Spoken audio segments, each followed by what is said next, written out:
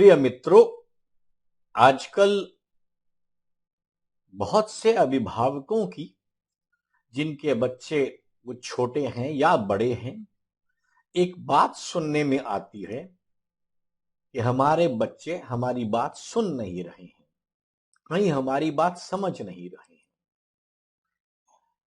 इसमें सबसे पहले तो हमें यह समझने की आवश्यकता है कि क्या हम अपनी बात ठीक से समझा पा रहे हैं, पहली बात। दूसरी, आपके लिए वो बात बच्चा रिसेप्टिव होना चाहिए उसके लिए या नहीं होना चाहिए, इसका फैसला बच्चे ने करना है।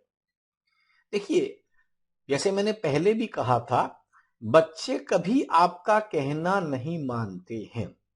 बच्चे आपको ऑब्जर्व करते हैं और उस ऑब्जर्वेशन में बच्चा अपने आप धीरे धीरे देखता है कि जो आप कह रहे हो उसको कितना आप पालन करते हो। तो जितना आप पालन करते हो बच्चे को वो चीज ठीक लगने लगती है। आपका समझाना, बिठा करके लेक्चर देना, ये बच्चे के लिए कभी काम का नहीं रहा, न रहेगा। अब देखिए फर्क क्या आ गया पिछले समय से। आज से लगभग 40-50 वर्ष पहले परिवारों में बच्चे जो पलते थे वो जॉइंट फैमिली होती थी, संयुक्त परिवार होता था। तो बच्चे पर किसी कितनी तवज्जो नहीं होती थी। बच्चे आपस में अपने भाई बहनों से, पड़ोस के परिवार से बहुत कुछ देखते थे और बहुत कुछ सीखते थे।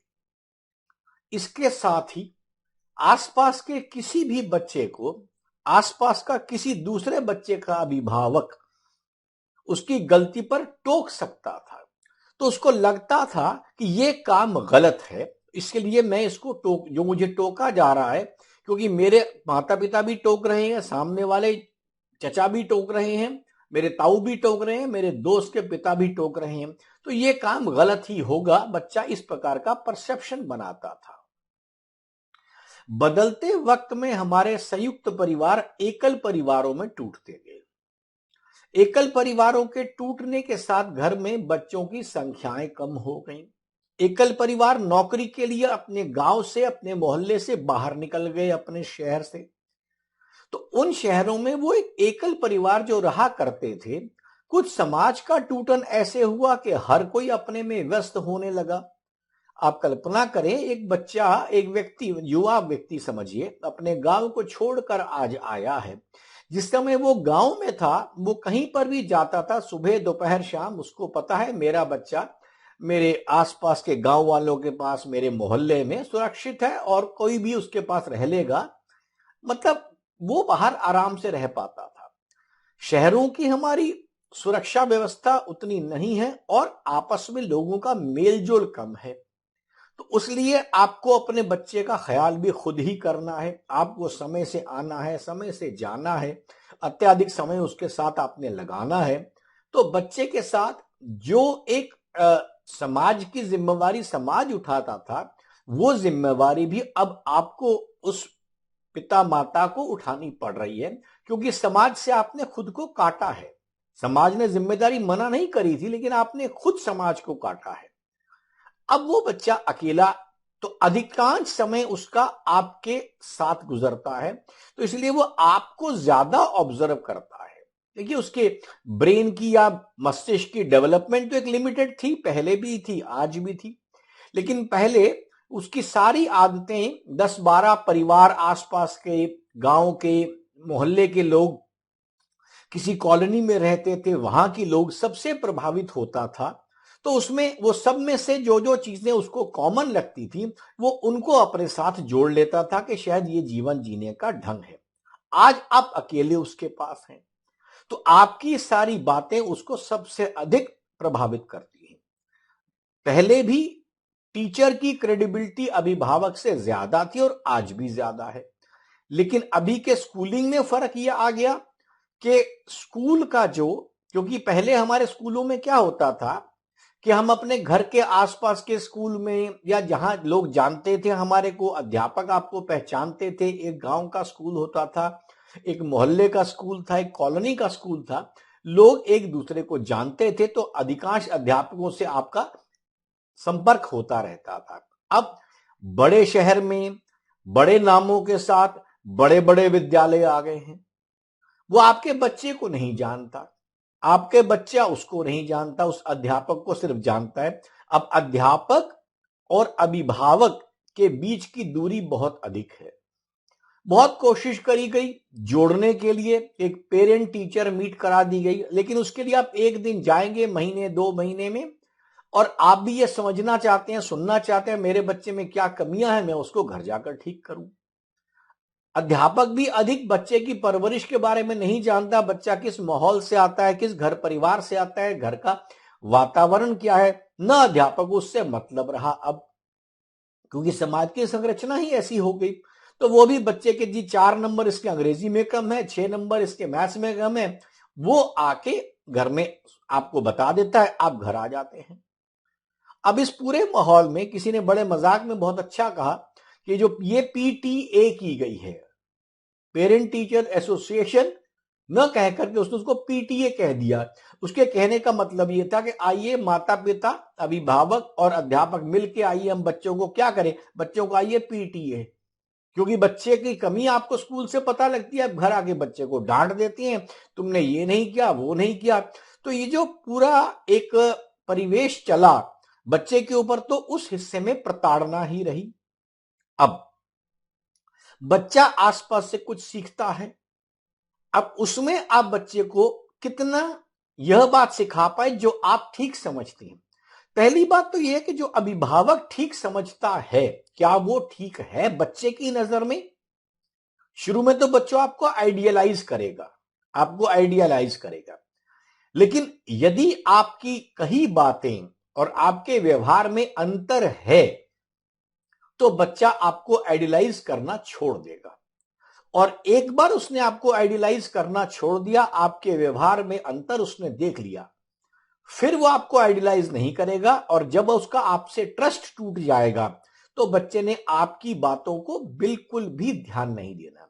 उदाहरण के लिए, अगर कोई पिता माता अपने घर में है, फोन आया है किसी के मिलने का, उन्होंने कह दिया कह दो मैं घर पर नहीं हूं। अब आप बच्चे को ऐसे 4 इंसिडेंट्स होने के बाद, 4 घटनाएं होने के बाद आप लाख समझाएं बेटा सच बोलना धर्म है, सच बोलना चाहिए, वो कभी नहीं समझ पाएगा। उसको लगेगा मेरे माँ बाप तो झूठ बोलते हैं, इसके मतलब झूठ बोलने में कोई बुराई नहीं है। ये बड़ी ही महत्वपूर्ण बात है। दूसरी बात मैं आपको आज के उदाहरण से समझाऊं। आज हम बच्चों को सिखाते हैं, कई बार हमारे को देखिए एक सरकार की तरफ से या प्रशासन की तरफ से सड़क सुरक्षा सप्ताह मनाया जाता है कि सड़क पर नियम से चलना चाहिए, कभी ऐसी बातें भी होती हैं। अब सुबह सुबह बच्चे को अपने स्कूल पहुंचना है, अधिकांश अभिभावक बच्चे को स्कूल छोड़ने खुद जाते हैं बड़ी बड़ी गाड़ियों में। अब उनको बच्चे को लेट हो रहे हैं, स्कूल जा नहीं पाया, समय से पिता तैयार नहीं हुआ, गाड़ी चलाने वाला तैयार नहीं हुआ, बच्चे का टिफिन तैयार नहीं हुआ, क्योंकि देर से उठने की भी आदतें हमारे यहां प्रचलित होती जा रही हैं। इसके लिए उदाहरण क्या कहते हैं, उत्तर माता पिता अभिभावकों के पास सीधा है कि जी हम तो बड़े व्यस्त रहते हैं, बच्चों के लिए इतना काम हम करते हैं, देखिए कितना खटना पड़ता है, रात मुश्किल से नींद आती है, सुबह हम जल्दी कैसे उठ पाए। खैर वो आपका व्यवहार था, आपने सोच लिया। अब उसके बाद जो बच्चा है वो जब देखता है उसका पिता सड़क के सारे ट्रैफिक को तोड़ करके उसके स्कूल में छोड़ने जाता है, कभी ट्रैफिक का ध्यान नहीं देता, दाएं बाएं से गाड़ियां चलाता है, ये बच्चा आप समझिए आपको ऑब्जर्व करे जा रहा है। उसके बाद आप ये समझे कि जिस समय बच्चा बड़ा होकर के ड्राइविंग सीखने लगेगा, उस समय बच्चा ठीक काम करेगा। आप इससे बिल्कुल बेफिक्र रहें, आपकी किसी भी शिक्षा का उस पर कोई असर नहीं पड़ने वाला। बच्चा, मैं पहले भी कहता हूं, बच्चा आपको ऑब्जर्व करता है, आपको देखता है, आपका कहना कभी नहीं मानता। तीसरी बात, आप बच्चे को जो चीज बार बार कहेंगे, बच्चा उससे दूर होता जाएगा। बार बार कहने का अर्थ नहीं होना चाहिए, बच्चा इतना समझदार है। और आप बच्चे को यदि ये सिखा पाए, देखिए बच्चे ने, बहुत से अभिभावकों की यह परेशानी है कि बच्चा मेरा जिद में है, सुनता नहीं है। अब क्या होता है, देखिए, बच्चा अपना हठ करेगा, उसको चीजें पसंद आती हैं, कोई उसको खरीदनी है या कोई भी बच्चा हठ करता है, लेकिन उस हठ की सीमा आपको तय करनी है। और उस हठ की सीमा को तय करने के लिए पूरे परिवार का एक होना जरूरी है। मैं इसको एक उदाहरण से समझाता हूं। बच्चा आपके सामने जिद करता है, मुझे फला फला खिलौना लेना है। अब आप बच्चे से संवाद करें, उससे पूछे तुम्हें यह खिलौना क्यों चाहिए, वाई यू वॉन्ट इट। उसको क्या चाहिए, what you want it, okay, वो आपको बता देगा। हाउ टू गेट इट, ये भी उसको बच्चा ढूंढ लेता है कि जी बाजार में मिलता है, दुकान पर मिलता है, या ऑनलाइन आजकल मिलता है। वो कहेगा जी ये मेरे को मिलता है। आजकल तो हर चीज ऑनलाइन है और बच्चे हमारे इतने तेज हो रहे हैं, सब कुछ ऑनलाइन देख लेंगे। लेकिन जो तीसरा प्रश्न है, देखिए, ये दो चीजें बच्चा समझ लेगा। आपका सारा खेल रहेगा दो बातों के ऊपर। पहला, वाई टू परचेज इट, और दूसरा, क्या आपकी फाइनेंशियल पोजीशन है उसको लेने के लिए। ये दोनों की दोनों चीजें बच्चे को बड़ी क्लियरिटी में आपको समझानी है।